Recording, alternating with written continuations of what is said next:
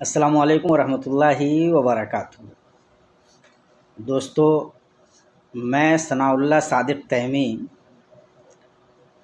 جلسوں اور اجتماعات سے متعلق چند ضروری باتیں آپ سے کرنا چاہتا ہوں۔ میں نے پچھلے 10-12 سالوں میں اس موضوع پہ بہت کچھ لکھا ہے، مختلف رسالوں میں بھی اور اپنے فیس بک پوسٹ میں بھی، اور اس کی وجہ سے جو لوگ ان جلسوں اور اجتماعات سے جڑے ہوئے ہیں ان کے اعتراضات کا بھی مجھے سامنا رہا ہے، لیکن مجھے اصلاً اس کی کوئی پرواہ نہیں ہے۔ مجھے جو بات کہنی ہے وہ یہ ہے کہ ابھی جیسے پورے ملک میں لگ بھگ، اور خاص طور سے سیمانچل کے ایریے میں اگر آپ دیکھ لیجئے تو جلسوں کا ایک طوفان آیا ہوا ہے۔ ہر طرف جلسے ہیں، بڑے بڑے اشتہارات ہیں، راتوں رات جلسے چل رہے ہیں۔ ہر 6 کلومیٹر، 10 کلومیٹر، 15 کلومیٹر، 20 کلومیٹر کی دوری پہ جلسے ہو رہے ہیں۔ وہی بڑے بڑے مقررین ہیں اور ان پہ خرچ ہونے والے بڑے سرمایے ہیں، اور یہ سرمایے غریب عوام کے پسینوں کی کمائی ہے۔ ظاہر ہے بات ذہن میں عام طور پہ آتی ہے کہ ان جلسوں کی ضرورت ہے، ان سے ایمانی حرارت بڑھتی ہے، لوگوں میں دینی بیداری پیدا ہوتی ہے، لوگ دین سے جڑے ہوئے ہیں تبھی تو اللہ کی راہ میں خرچ کرتے ہیں، اور انہی کی بدولت اتنے بڑے بڑے جلسے بڑے بڑے پنڈالوں کے ساتھ، ایسے زبردست اشتہاروں کے ساتھ ہوتے ہیں، بڑی بڑی تعداد میں لوگ جمع ہوتے ہیں۔ ان سے پتہ چلتا ہے کہ لوگوں میں دینداری کا جذبہ ہے، اور ظاہر ہے کہ جب یہ جذبہ ہے اور وہ اللہ کی راہ میں خرچ کرتے ہیں اور اتنا اچھا دینی کام ہوتا ہے تو آپ کو تکلیف کیوں ہوتی ہے؟ بھائی، کون اچھا مسلمان ہوگا جس کو اچھے کام پہ تکلیف ہو؟ اگر واقعتاً ان جلسوں سے دینی بیداری آتی، واقعتاً ان سے دین کا کام ہو رہا ہوتا، تو ہم سب سے پہلے کانگریچولیٹ کرتے، مبارکبادی دیتے، اور ہم خود بھی پیش رہتے۔ میں خود بھی خود ستائی سے اللہ تبارک تعالیٰ بچائے، لیکن میں خود بھی ایک مقرر آدمی ہوں، تقریریں کرتا رہتا ہوں، تو ایک حساب سے تو سمجھ لیجئے کہ ہم جیسے لوگوں کے لیے وہ ایک پلیٹ فارم بھی ہے، کمانے کا ذریعہ بھی بنایا جا سکتا ہے اس کو۔ لیکن مسئلہ یہ ہے کہ اگر سب لوگ صرف کمانے کے پس منظر میں دیکھیں گے، شہرت بٹورنے کے پس منظر میں چیزوں کو دیکھیں گے، تو ملت اور امت کا کیا ہوگا؟ یہ جو بڑے بڑے جلسے ہوتے ہیں، چھوٹے سے چھوٹے اور بڑے سے بڑے مدرسوں کے ایسے ہی بڑے بڑے جلسے ہوتے ہیں، ایک مقرر ایک رات کا لاکھ روپیہ لیتا ہے، اس سے زیادہ کا مطالبہ کرتا ہے، بھاؤ تاؤ ہوتا ہے، اس کے بعد کچھ طے ہوتا ہے، اس کے اپنے اسٹینڈرڈز ہیں، مطالبات ہیں، آپ کو اس کے لیے یہ کرنا پڑے گا تب وہ آئیں گے، اور جب ان کو بلائیں گے تو آپ فلانے مولانا کو نہیں بلا سکتے ہیں۔ آج ہی ہمارے ایک عزیز نے اس سلسلے میں لکھا تو ہم نے ان کو بتایا کہ بھائی وہ صرف مولوی کا مسئلہ نہیں ہے، مسئلہ تو پورے مینجمنٹ کا ہے۔ میں نے جب اس کی تفصیلات لینی چاہی مختلف مواقع سے تو پتہ چلا کہ چند باضابطہ مافیا ہیں جو جلسے کراتے ہیں، ان کی روزی روٹی بھی انہی جلسوں اور اجتماعات سے جڑی ہوئی ہے، اس لیے وہ کسی بھی قیمت پہ اس راستے کو بند ہونے نہیں دینا چاہتے۔ لیکن امت کے سمجھدار لوگوں کی ذمہ داری کیا ہے؟ سمجھدار لوگوں کی ذمہ داری یہ ہے کہ جہاں پہ غلطی ہو رہی ہو، منکر ہو رہا ہو، اس کو روکنے کی کوشش کریں۔ آپ رات بھر جلسہ کرتے ہیں، کتنے لوگوں کی نمازیں وقت پہ ہوتی ہیں؟ زندگی کے کتنے سارے معاملات ہیں جو ان جلسوں کی وجہ سے بگڑتے ہیں؟ رات بھر جلسہ ہوگا، کتنے لوگ واقعتاً جلسہ سننے کی غرض سے آتے ہیں؟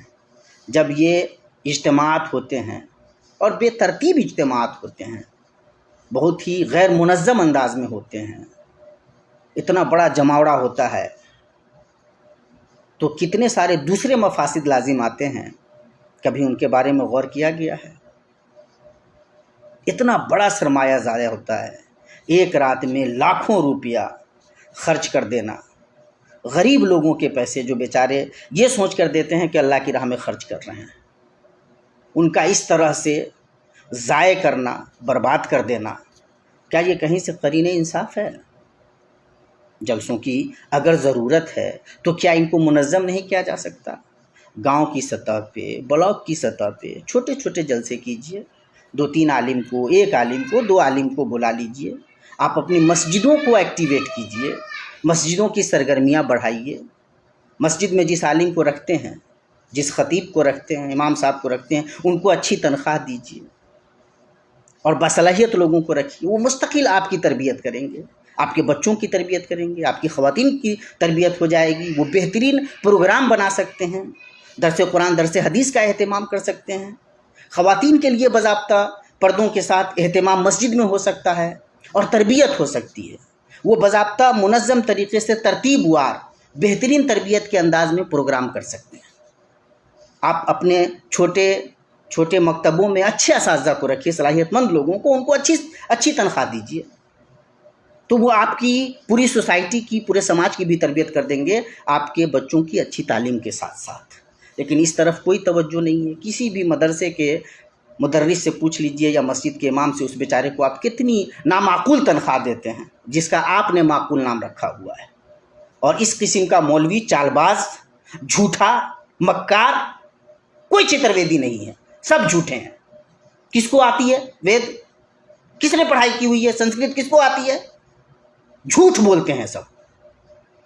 اور ان مکاروں کو، دغا بازوں کو، جو آپ کے ایموشن سے کھیلتے ہیں، تماشا دکھاتے ہیں رات میں، آپ کو رات بھر کا تماشا دکھاتے ہیں، کہانیاں سناتے ہیں، الٹی سیدھی باتیں کرتے ہیں، اس کے خلاف بولتے ہیں، نہ وہ آپ کی تربیت کرتے ہیں، نہ آپ کو دین سکھاتے ہیں، نہ آپ کے لیے کوئی اچھا ذہن رکھتے ہیں، وہ آپ کے ذہن سے کھیلتے ہیں، کھلواڑ کرتے ہیں، جذبات سے کھیلتے ہیں، پیسے کماتے ہیں، اپنی دنیا بناتے ہیں۔